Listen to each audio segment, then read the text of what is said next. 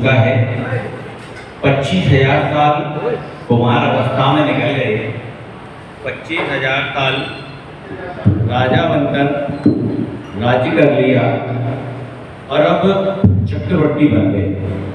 चक्रवर्ती बनने के बाद 3 दिन से हम उनका वैभव पढ़ रहे हैं, वैभव खत्म ही नहीं हो रहा। तो चलते हैं पुनः उनका वैभव पढ़ते हैं कि चक्रवर्ती शांतिनाथ भगवान के पास क्या क्या वैभव और है। सिंहारक नाम का भाला, सिंहारक रत्नदंड, मणियों की नींद लगी हुई लोहवानी छुरी, जयश्री के साथ प्रेम रखने वाला और मन के समान तीव्र चलने वाला कड़ा, भूत मुख के चिन्ह वाला भूतरूप नाम का खेत, दैदिप्यमान कांति वाला सौनंद नाम की तलवार, शब्द दिशाओं को सिद्ध करने वाला सुदर्शन नाम का चक्र, उन महाराज के चंड वेग नाम का प्रचंड और जिसमें कमल कभी जल ना सके ऐसा वज्र में नाम का दिव्य चर्म रत्न था। मतलब यदि वो जल में आ गए तो जल का उल्लंघन नहीं करता। और सबसे उत्तम चूड़ामणि नामक रत्न, मणि रत्न और अंधकार को नाश करने वाली चिंता जननी नाम की कांकड़ी उनके पास ये रत्नों में थी।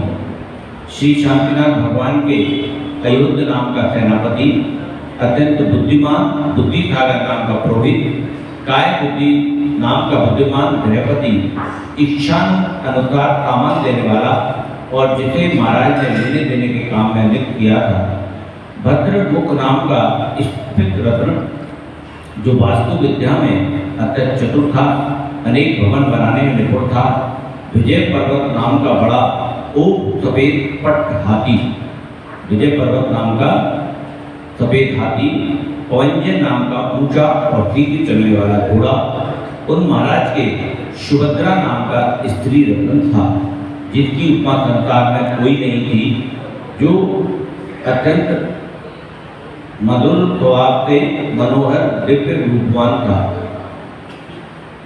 उन भगवान के आनंदनी नाम की 12 भेदी थी, 12 भेदी आनंदनी, जितनी मीठी आवाज 12 योजन तक जाती थी, ऐसी बेरी होती है, बेरी जो बजाते हैं ना आनंदी करके, और समुद्र की गर्जना के समान जिसकी आवाज थी।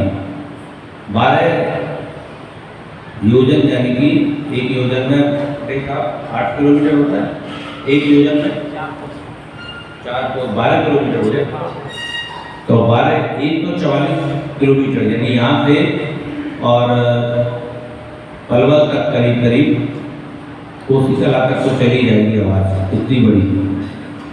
और विजय घोष नाम के 12 पटहा, गंभीर वर्ग नाम के 24 संत, इसी प्रकार 48 करोड़ पताकाएं, महाकल्याणक नाम का ऊंचा दिव्य सिंहासन, दिव्यासन, विद्युत प्रभ नाम के सुंदर मणिकुंडल जो कि सूर्य और चंद्रमा के समान थे, पुण्य कर्म के उदय से भगवान को प्राप्त हुए, रत्नों की किरणों से व्याप्त ऐसी विषय मोचका नाम की पादुकाएं जो दूसरे के पैर का स्पर्श होते ही विष उगलती थी। बताओ कितनी खतरनाक है। भगवान पहने तो कोई दिक्कत नहीं, तुमने पहन ली तो विष उगल देंगे। उन भगवान के वीरांगन नाम के रत्नों के बने हुए कड़े थे जो बिजली के बले के समान हाथों में शोभामान थे। अमृत गर्भ नाम का उसका भोजन था जो स्वादिष्ट सुगंधित अत्यंत रसीला था, जिसे चक्रवर्ती के सिवाय कोई भी नहीं बचा सकता। हाँ, अमृत गर्भ नाम का भोजन, अमृत कल्प नाम का हृदय को प्रसन्न करने वाला संस्कृत स्वाद था। अमृत नाम का रसायन के समान रसीला दिव्य पान था। रत्न निधि रानियां दैया आसन सेना नाट्य गुना भोजन भोज वाहन ये 10 प्रकार के भोग उपभोग कहलाते। चक्रवर्ती के 10 प्रकार के भोग होते हैं। कौन कौन से?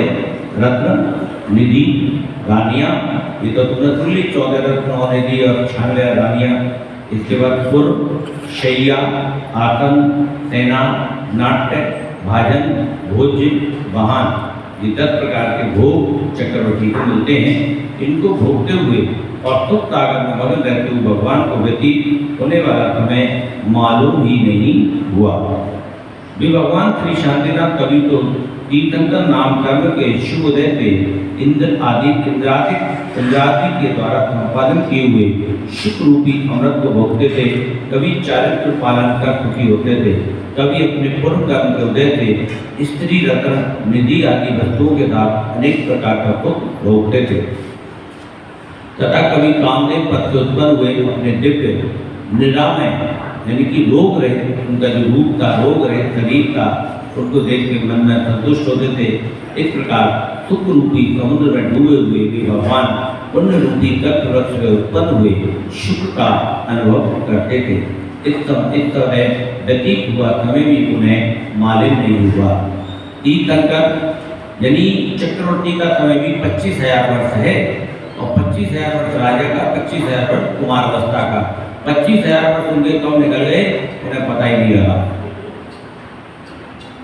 तीर्थंकर, चक्रवर्ती, कामदेव इन तीनों पदों से सुशोभित उन भगवान को जो सुख था उसका प्रमाण केवल ज्ञानी के बिना कोई भी चतुर नहीं जान सकता।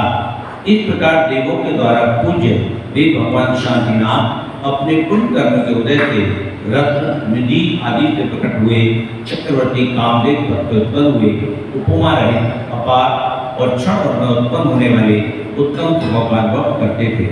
इस संसार में बिना धर्म के ना तो श्री तीर्थंकर की लक्ष्मी प्राप्त होती है, न चक्रवर्ती को पूर्ण संपत्ति प्राप्त होती है, न तीनों लोकों का प्रभुत्व प्राप्त होता है और न अत्यंत सुख प्राप्त होता है। धर्म के बिना ना तो निधि रत्न आदि प्राप्त होते हैं, न तीनों लोकों में फैलने वाला यश प्राप्त होता है, न इंद्र नरेंद्रों द्वारा मान्यता प्राप्त होती है, न लोक सुख प्राप्त होते हैं। धर्म के बिना न धर्म साधन में बुद्धि लगती है, न समस्त शास्त्रों की जानकारी प्राप्त होती है। धर्म के बिना न तो जीवों को मोक्ष की प्राप्ति होती है, न धर्म के बिना इष्ट पदार्थों की सिद्धि होती है। यही समझकर बुद्धिमान लोगों को परलोक की सिद्धि के लिए मन वचन काय की शुद्धता पूर्वक बड़े व्यक्ति से व्रत, दान, पूजा, दीक्षा, तप, जप, यम आदि पालन कर भगवान के कहे हुए धर्म का पालन करना चाहिए। तीनों लोग जिनके चरण कमलों को पूजते हैं, जो पाप रहित हैं और पुण्य के स्थान हैं, ऐसे मेरे भगवान श्री शांतिनाथ सम्यक दर्शन सम्यक ज्ञान को फैलाते थे, पापों का नाश करने वाला धर्म ध्यान धारण करते थे, मोक्ष प्राप्त करने के लिए पर्व के दिनों में सदा पुरुषों को द्वार धारण करते थे, तथा न्याय और विवेक से काम लेते थे, श्रावक धर्म के योग्य उत्पन्न व्रत पालन करते थे। स्तुति और वंदना किए हुए ये पूज्य श्री शांतिनाथ भगवान संसार की अशांति को दूर करें, धर्मात्मा लोगों के तथा मेरे अशुभ कर्मों का नाश करें, धर्म ध्यान पापों से रहित शुक्ल ध्यान रत्नत्रय समाधि और समाधि मरण प्रदान करें। श्री शांतिनाथ पुराण का जन्माभिषेक और राज लक्ष्मी को वर्णन करने वाला ये 14वां अधिकार समाप्त हुआ। अब यहाँ पर 1 लाख वर्ष की आयु है, 75,000 वर्ष की आयु उनकी बीतने की ओर है और अब 15वां अधिकार उनका शुरू हो रहा है। 75,000 साल बीत गए, 75 मिनट में 75 दिन कल भी तुमने 25 बोला, 25 खाने निकालते हुए देर भी लगती। तो ये सोचो तुमने 5 साल पहले जन्म कराना सत्याग्रह निकाली थी, फिर 5 साल बाद से निकाली, पता लगा वो भी निकल गई, वो भी निकल गई, अब फिर निकालोगे अगली साल निकालेंगे। हाँ ये तो अगर 2-3 साल बाद तब नहीं बन पाएंगे मुख्य फिर वो घुटनों में मैं अपने समस्त पाप शांत करने के लिए 5 साल बाद दिक्कत अनंत महिमाओं से विराजमान समस्त सौभाग्य के समुद्र ऐसे भगवान श्री शांतिनाथ को नमस्कार करता हूँ। इस प्रकार राज करते हुए भगवान को 25,000 वर्ष व्यतीत हो गए। तब किसी एक दिन वे अपने अलंकृत भवन में विराजमान थे। वहाँ पर उन्होंने किसी दर्पण में अपनी 2 छाया देखी। उन्हें देखकर वे आश्चर्य के साथ विचार करने लगे, ये इसके भीतर क्या है। उन्होंने अपने अपद ज्ञान से ध्यान दिया कि ये सब अपने ही शरीर से उत्पन्न हुआ है।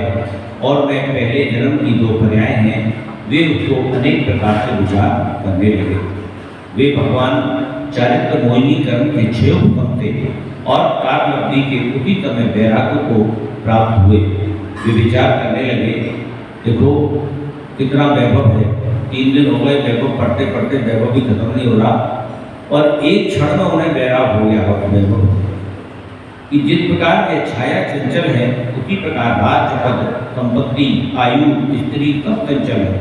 तदंतर वे भगवान मोक्ष प्राप्त करने के लिए अपने मन में वैराग्य उत्पन्न करने के लिए माता के समान 12 अनुप्रेक्षा, जो 12 भावना पर पड़ते ना, का चिंतन करने लगे।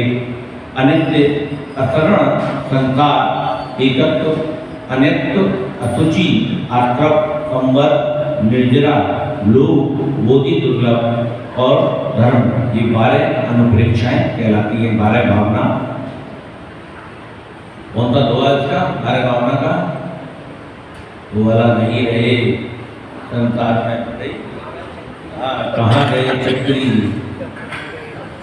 जो गीता भरतखंड सारा, ये अनित्य भावना आदि 12 भावनाओं का चिंतन उन्होंने किया।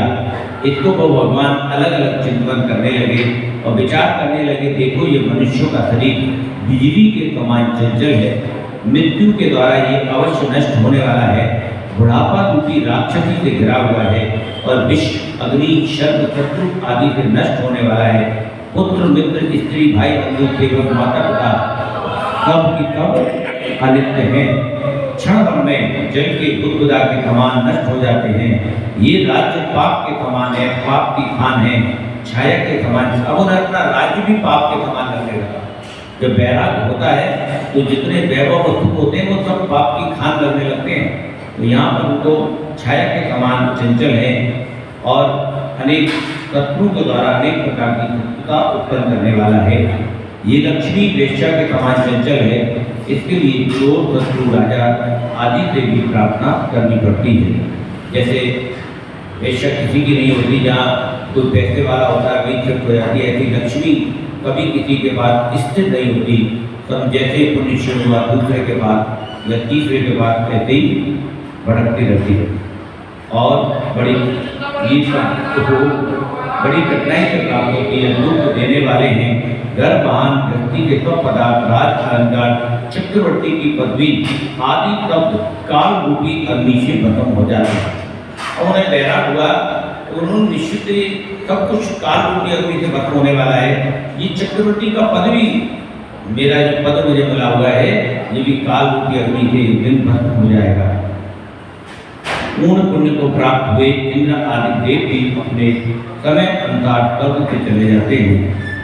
केवल जैन धर्म में ही ये पढ़ने में आता है कि देवों की आयु होती है, और जितने हिंदू धर्म आदि हैं वहाँ तो जो मानते हैं कि जो स्वर्ग में रह रहा है वो तो परमानेंट वही का वासी है, वही का देव है। वो तो मानते हैं स्वर्ग में है, जो स्वर्ग का देव है स्वर्ग में ही रहता है, उसकी आयु नहीं होती। ये तो जैन धर्म में बताया गया है कि तुम जाके वहाँ स्वर्ग में भी रहोगे, वहाँ तुम्हारी आयु होगी, आयु पूरी करके वापस आओगे, फिर मनुष्य बनोगे या दूसरी गति में जाओगे, फिर देव बनोगे। तो ये सब अपने ही धर्म में पढ़ने को मिलता है। बाकी कल विस्तार से पढ़ेंगे। बड़े शांति की या वाणी के ज्ञान